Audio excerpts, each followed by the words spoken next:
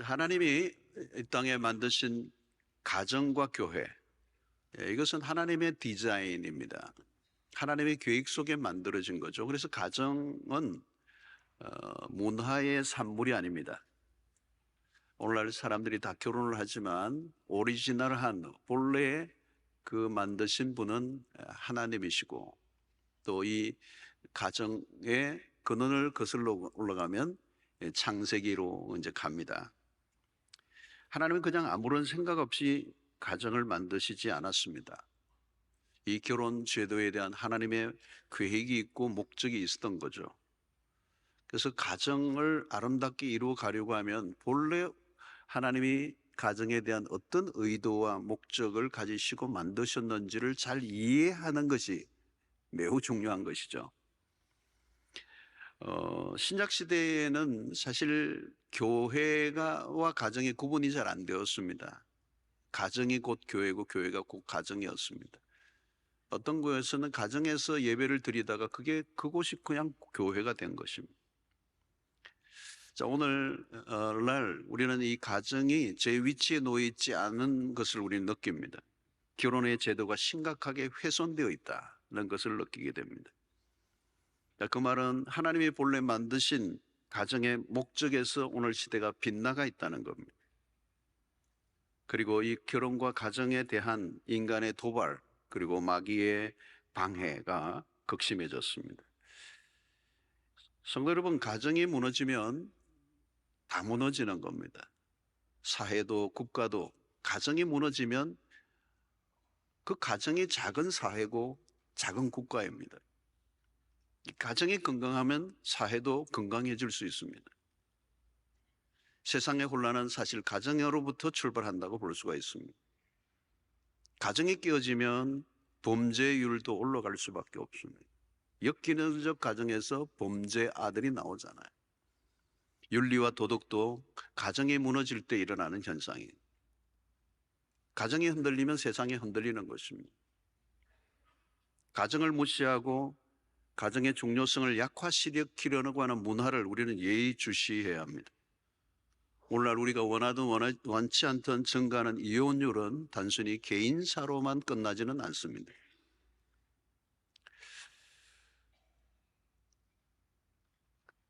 예수님의 어린 시절을 보면 가정에서, 이 육신의 가정 안에서 태어나시고 자라나셨다는 것은 참 의미가 있습니다.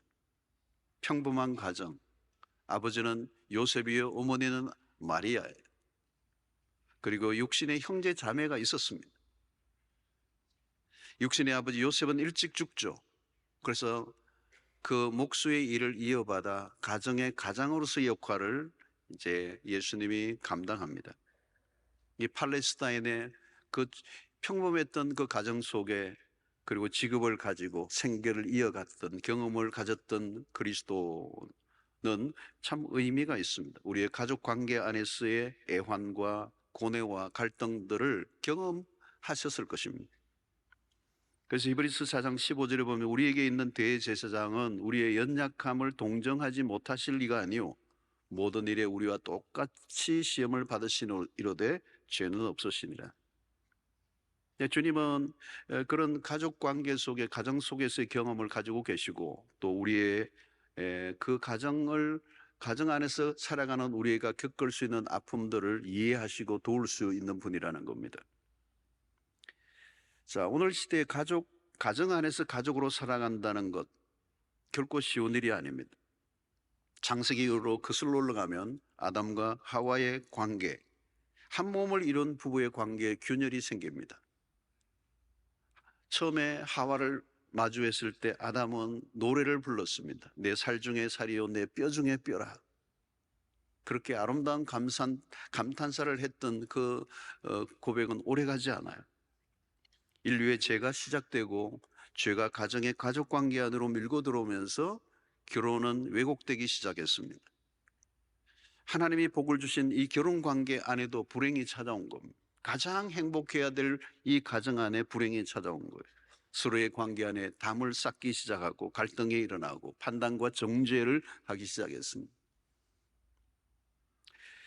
자, 오늘 이 본문은 가정에 대한 매우 중요한 교훈을 제시해 주고 있습니다. 시편 127편의 말씀, 특별히 1절이 이 다섯 가지 구절 가운데 가장 핵심적인 구절이 됩니다. 여호와께서 집을 세우지 아니하시면 세우는 자의 수고가 헛되며 여호와께서 성을 지키지 아니하시면 파수꾼의 깨어 있음이 헛되도다. 조건절의 말씀이죠. 여호와께서 집을 세우지 아니하시면 세우는 자의 수고가 헛될 것이다. 어쩌면 경고성 말씀이에요. 하나님이 세우지 않으면 왜 오늘날의 가정이 무너지고 좌절을 경험하는가? 가정을 이루기 위해 얼마나 많은 에너지를 쏟아붓습니까? 그런데 성경은 그 모든 수고가 헛되다고 말씀하는 거예요. 이 헛됨이란 쏟아부은 노력과 정성에 비해 얻는 결과가 없다는 거잖아요. 물론 여기에서 우리의 수고가 헛되다는 의미는 우리의 수고가 필요 없다는 얘기가 아닙니다. 가정을 세워가는 일에 있어서 우리의 각자에게 주어진 책임과 의무를 다해야 합니다. 남편은 남편대로, 아내는 아내대로 책임을 다해야 하죠. 한쪽만 최선을 다한다면 힘이 한쪽으로 쏠려 결국은 무너지게 되어 있습니다. 가정 안에 문제가 생기면 한 사람의 문제만으로 보기가 어려워요. 각자가 해야 될 일이 있다는 것이죠. 각자의 책임을 감당해야 됩니다. 그래서 에베소서 5장은 가정 속에서의 부부관계, 그리고 부모와 자녀의 관계 안에 각자의 역할을 가르쳐주고 있습니다.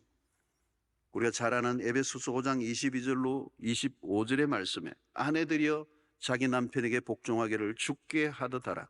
이런 남편이 아내의 머리됨이 그리스도께서 교회의 머리됨과 같음이니 그가 바로 몸의 구주시니라. 그러므로 교회가 그리스도에게 하듯 아내들도 범사에 자기 남편에게 복종할지니라. 남편들아 아내 사랑하기를 그리스도께서 교회를 사랑하시고 그 교회를 위하여 자신을 주심과 같이 하라. 아내들에게는 복종을, 그리고 남편들에게는 사랑을 말씀하고 있습니다. 그런데 이 그리스도와 교회의 관계 안에서 부부의 관계를 다루고 있기 때문에 교회는 그리스도를 위하여, 그리스도는 교회를 향하여 그 어떤 것도 그 우위를 가름하기 어려울 정도로 동등하게 의무가 주어져 있음을 말씀합니다. 이 관계 안에는 뭘까요? 상대를 위하여 내가 해야 될 역할에 초점을 맞추고 있습니다. 그것은 곧 내가 요구하는 관계가 아니라 상대의 필요를 채워주는 관계예요. 이 쉬운 일이 아닙니다. 왜 어렵죠? 결혼은 한 남자와 여자의 결합이기도 하지만 또 다른 측면으로 보면 한 죄인과 또 다른 죄인의 만남으로 보아야 합니다. 여러분, 죄인의 특성이 뭡니까? 이기심입니다. 그래서 우리의 싸움은 이심의 충돌이죠. 자기중심적인 삶을 살고자 하는 게 우리의 죄인입니다. 그러니까 우리는 상대의 필요를 채워주려고 하기보다 나의 욕망을 채우고자 하는 쪽으로 흐르기가 쉬워요. 나의 만족을 위해 상대를 도구화하면 그 순간부터 불행해지는 것입니다. 사랑은 강요를 하거나 힘으로 쟁취할 수 있는 게 아니에요. 철저히 자발적이어야 합니다. 우리는 이것을 예수 그리스도를 통하여 배웠습니다. 상대를 종으로 삼는 것이 아니라 내가 기꺼이 종이 되고자 하는 삶. 자신의 목숨까지 내어주신 희생적 섬김은 가정에서 필요한 것입니다. 자, 이렇게 인간의 노력이 부단히 들어가고 각자의 책임을 성경은 분명히 말씀하고 있습니다. 그래서 오늘 시편 127편은 하나님의 주권과 인간의 책임을 동시에 강조하고 있는데요. 건강한 가정을 위하여 가족들이 모두가 함께 노력해야 합니다. 그럼에도 불구하고 대전제를 가르치는데 그 대전제가 바로 1절 여호와께서 집을 세우지 아니하시면, 여호와께서 성을 지키지 아니하시면 우리의 모든 노력과 열심이 허사가 된다는 거예요. 그래서 여기 강조점은 여호와예요. 여호와. 가정을 온전히 세우시는 분은 하나님이시라는 거예요. 그러면 그 말은 뭘까요? 우리가 잊지 말아야 될 것은 우리의 가정의 중심이 하나님인가 우리인가.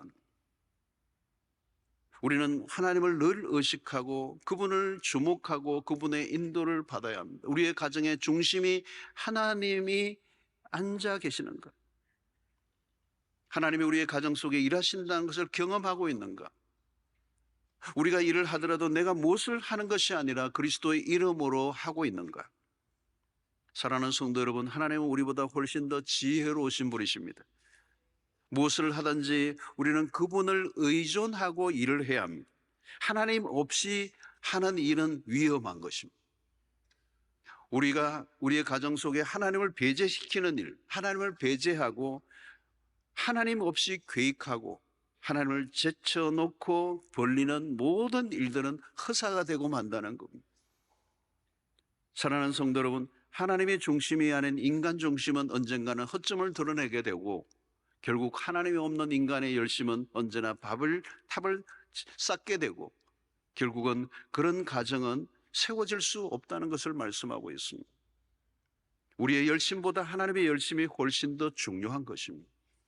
그래서 1절 하반절에도 여호와께서 성을 지키지 아니하시면 파수꾼의 깨어있음이 헛되도다. 고대로부터 성을 지키기 위해 많은 대가 지불을 해야 했습니다. 성을 지켜내기 위해서는 수없는 이런 파수꾼들의 노력이 필요합니다. 그러나 파수꾼들이 아무리 지키고 있어도 하나님이 지켜주지 않으면 파수꾼이 수고하는 모든 것들이 헛되다는 것입니다. 사랑하는 성도 여러분, 우리의 가정을 지켜내는 것, 이 세속의 문화로부터 우리의 가정을 지켜내는 것, 우리의 자녀들을 지켜내는 것, 이거 우리의 힘만으로는 안 된다는 것. 사랑하는 성도 여러분, 그래서 우리는 우리의 한계를 느끼고 하나님을 의지하고 그분의 도움을 받아야 되는 것. 여러분, 우리의 가정에서 가장 필요한 것은 뭡니까? 우리의 가정에 필요한 것은 사실은 사랑이라고 하는 겁니다. 우리는 사랑하기 때문에 결혼을 했고 결혼을 하면 사랑에 문제가 없을 것이라고 생각합니다. 그러나 아니죠. 처음 가졌던 사랑이 영원할 것처럼 여겼지만 현실은 달라요. 결혼하고 나면 얼마 지나지 않아서 사랑이 바닥이 나버리고 그리고 사랑이 얼마나 어려운가 하는 것을 알기 시작합니다. 사랑은 하는 것은 맞는데 그 사랑이 도대체 무엇인지, 사랑한다는 것이 어떤 것인지를 잘 모르고 결혼을 생활을 하는 것입니다. 고린도전서 13장을 보면 어렵고도 어려운 게 사랑이에요. 15가지의 사랑의 그런 주제가 나오는데 어느 것 하나도 쉬운 게 없어요. 그래서 결혼 생활하는 내내 왜 내가 혼자 안 살고 이렇게 결혼을 해서 고생을 하나? 후회를 한두 번 안 해본 사람이 없을 거예요. 여러분, 한번 여러분들이 답을 해보세요. 혼자 사는 게 편안할까요? 함께 사는 게 편안할까요? 반대의 질문입니다. 혼자 사는 게 불편하나요? 함께 사는 게 불편하나요? 이 아침 머리가 찌끈해지는 거죠. 여러분, 답은 혼자도 아니고 둘도 아니에요. 사랑이라는 단어를 온전히 이해하지 않으면 둘이든 혼자든 행복할 수가 없어요. 사랑은 이타적인 것입니다. 나 중심의 삶은 혼자 살든 함께 살든 힘들게 돼 있어요. 결혼이란 내가 편안한 삶을 사는 게 목적이 아니어야 한다는 거죠. 왜 하나님이 가정을 만드셨는가? 서로 다른 사람이 만나 하나를 만들어가는 그 어려운 일을 겪어내게 하신 하나님의 의도가 무엇이냐? 여러분, 하나님은 그 하나를 만들어가는 그 어려운 과정을 겪어내는 과정 속에서 하나님은 우리를 자라가게 하십니다. 성숙은 자기 마음대로 살고 싶은 것을 엄격히 통제해야 가능해집니다. 세월이 흐를수록 상대를 위해 내가 죽어지는 경험을 하고 있는 것. 결혼은 두 사람이 함께 그리스도의 사람으로 완성해가는 과정입니다. 아이를 길러내는 일이 얼마나 어렵습니까? 그럼에도 아이를 낳고 기르는 이유가 뭡니까? 나만을 위해 사는 것은 쉬워요. 그러나 깊어지지는 않습니다. 혼자 살면 편안합니다. 그러나 풍성해지지는 않습니다. 두 사람이 만들어낼 수 있는 삶은 혼자만으로는 결코 만들어낼 수 없습니다. 함께 살아가는 동안에 찢고 볶고 우여곡절, 아웅다웅, 티격태격, 바람잘날이 없고 서로 너무 안 맞아 무수하게 부딪힙니다. 이 인간 바꾸고 싶다. 바꾸면 해결될까요? 내가 더 나은 사람으로 바뀌지 않는 한 답은 없습니다. 사랑하는 법을 익혀가고 사랑의 용량을 넓혀가는 것. 쉬운 일은 아니지만 불가능한 일은 아닙니다. 여기에는 시간이 필요합니다. 사랑은 시간이 필요해요. 아니, 많은 시간이 필요합니다. 그리고 사랑은 서서히 무르익어가는 거예요. 성급하면 사랑은 이룰 수 없습니다. 사랑은 끊임없이 기다려주는 것입니다. 고린도전서 13장 4절에 사랑의 속성 15가지 첫 번째가 뭐예요? 사랑은 오래 참고. 이 오래 참고의 영어 단어는 long suffering이라는 단어예요. 긴 고통 가운데 기다리는 걸 말합니다. 처음에는 그 의미를 잘 몰라요. 결혼이 무엇인지, 가정 안에서 남편과 아내가 무엇을 하는 존재인지. 맨날 싸우다가 볼일 다 봅니다. 잘한다는 걸 뭘 의미합니까? 어느 순간 그 의미를 발견하기 시작하는 거예요. 왜 하나님이 나에게 저 아내를, 남편을, 저런 자녀를 나에게 맡기셨는가?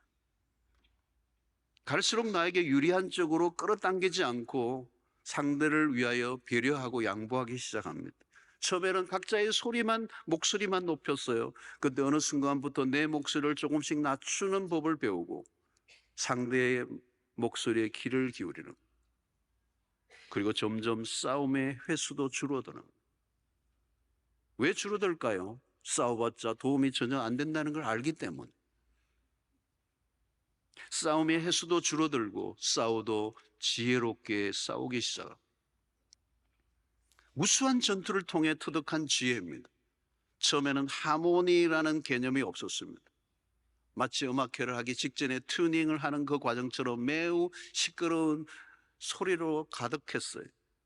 그런데 점점 이제 튜닝이 되고 연주가 시작되면서 듀엣과 그리고 트리오와 앙상블이 이루어지는, 이 환상적인 화음을 이룬 합창을 들을 때 소름이 돋을 정도로 아름다움을 느낍니다. 여기서 우리는 가정의 신비를 깨닫게 되죠. 그것은 복음의 능력으로만 만들어낼 수 있는 것입니다. 우리의 노력으로 되는 일이 아니에요. 우리가 씨를 뿌리지만 그것이 싹이 나고 열매를 거두게 하시는 분은 하나님이십니다. 우리의 노력을 하고 최선을 다하되 그 위에 하나님의 두으시는 손길이 있을 때 우리의 가정은 복음 안에서 꽃을 피우고 열매를 맺는 역사가 일어나는 것입니다. 오늘 2절에 보면 너희가 일찍이 일어나고 늦게 누우며 수고의 떡을 먹음이 헛되도다. 그러므로 여호와께서 그의 사랑하시는 자에게는 잠을 주시는도다. 주일마다 설교 시간에 주무시는 분이 좋아하시는 구절이 여기에 나옵니다. 그의 사랑하시는 자에게는 잠을 주시는도다. 자, 여러분, 일찍이 일어나고 늦게 누우며 수고의 떡을 먹는 것, 여러분 현대인의 일상을 너무도 잘 그려주고 있지 않습니까?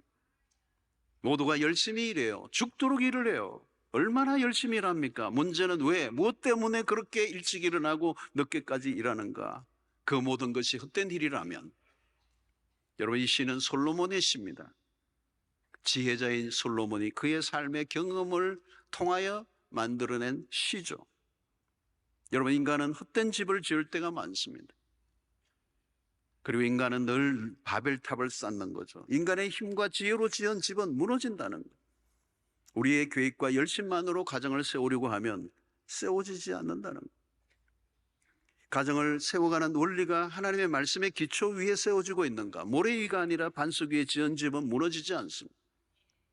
그러므로 우리는 우리의 가정이 성경적 원리 속에 지어져 가고 있는가? 우리의 자녀들을 성경적 원리 속에 양육하고 있는가? 예를 들면 6일 동안 일하고 7일째 안식일을 했더니 안식일을 제정하신 하나님의 의도는 뭘까요? 무조건 일만 하는 것이 아니라 하나님의 원리를 따라 쉬는 법, 일을 멈추는 법을 배우라는 거죠. 그 일을 멈춘다는 것은 뭘까요? 내가 할 수 없는 일을 하나님이 행하시는 것을 신뢰하는 사람들. 그래서 안식일을 우리가 지키지만 안식일이 우리를 지켜준다는 마르던 바의 예처럼 열심히 일을 할 때는 하고 다음은 하나님께 맡기는 훈련.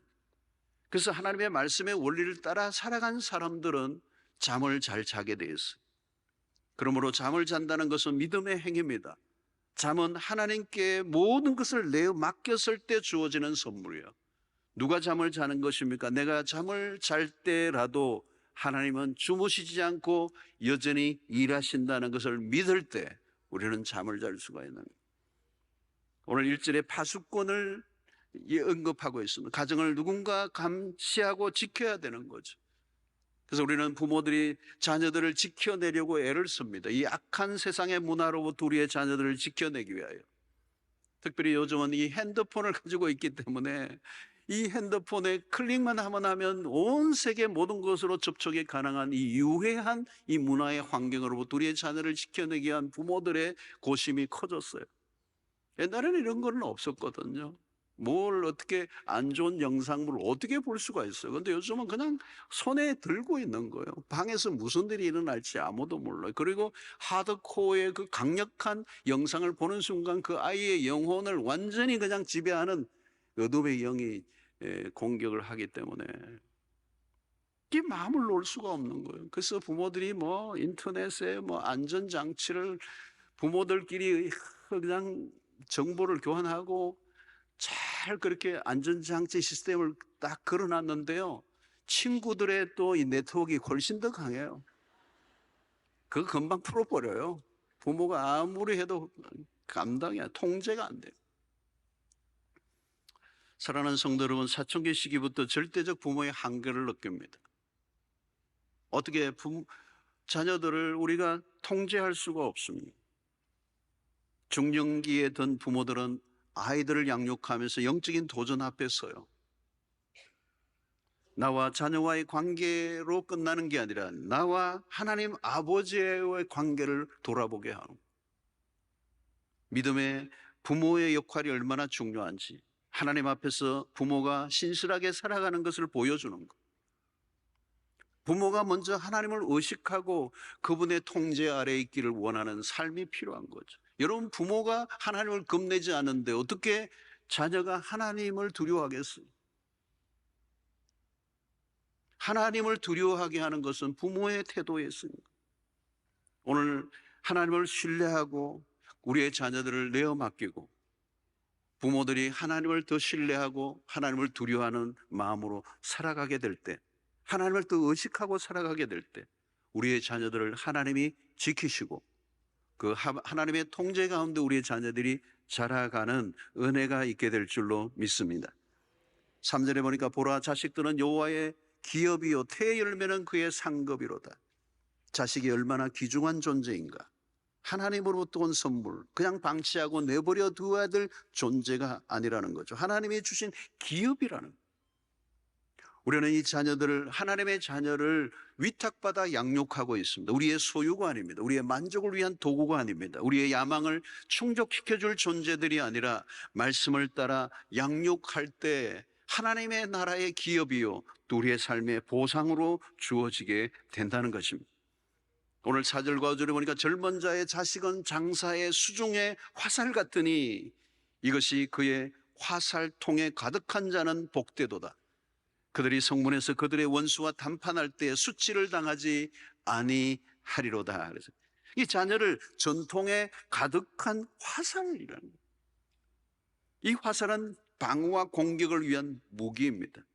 고대 사회의 전쟁을 치를 때, 때로는 용사를 지을 때는 많은 가족, 자녀가 복의 상징이었습니다. 자, 그래서 이 전통에 가득한, 이 화살통에 가득한 자가 복이 있도다. 여러분, 화살이 하나만 있는 것보다 2개가 낫고 3개가 낫고 많이 꽉 차 있는 게 전쟁에서 훨씬 더 화력을 의미하는 거죠. 고대 사회에서는 그렇게 자녀의 많은 것을 여호와의 주신 기업이라고 했습니다. 그런데 오늘날 도시에서 자녀 양육에 많은 에너지가 들어가니까 하나를 키우는 것도 너무 힘든 거예요. 그래서 자녀에 대한 소극적인 태도, 부정적인 관점이 많아졌어요. 가능한 자녀를 안 낳거나 때로는 하나만 키우려고 하는 그런 분위기가 많아졌어요. 그런데 여러분, 성경적 관점은 자녀에 대해서 매우 적극적입니다. 하나님은 생육하고 번성하고 땅에 충만하라고 말씀하셨어요. 여러분, 자녀가 많은 것은 하나님이 내리신 선물입니다. 생명의 복에 대한 감사의 태도를 가져야 됩니다. 우리 교회가 주일마다 이 신생아를 축복하는 기도를 하는 것은 참으로 의미가 있어요.